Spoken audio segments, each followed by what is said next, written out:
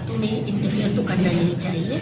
Officially तो हमें कुछ कम्युनिकेट नहीं हुआ, तो हमें नहीं पता। हम IMF प्रोग्राम में हैं और हम मुस्तकिल इंगेज्ड हैं IMF के प्रोग्राम में। वज़ीर मुमलिकत बराए खजाना आयशा गौस पाशा ने आलमी मालियाती फंड IMF के मिशन चीफ नॉर्थन पोर्टर के बयान को पाकिस्तान के दाखिली मामलात में मदाखलत करार दे दिया।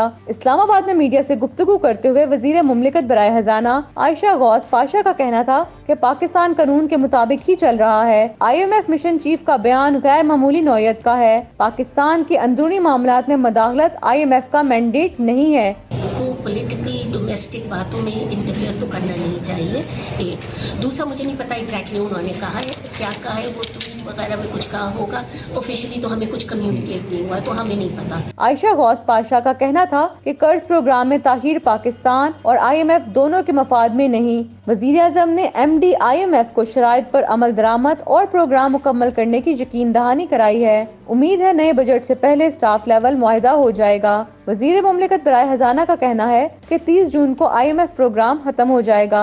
IMF से डील ना हुई तो वज़ारत खजाना आंखें बंद करके नहीं बैठी। हर वक्त प्लान B भी मौजूद होता है। सेकंड प्लान B वगैरह भी लोगों के होते हैं। अब ऐसा नहीं है कि अब मिनिस्ट्री ऑफ फाइनेंस बिल्कुल आंखें बंद करके बैठे। हमारी तरजीह IMF प्रोग्राम है। इनका कहना था कि नए माली साल का बजट इलेक्शन एयर बजट होगा।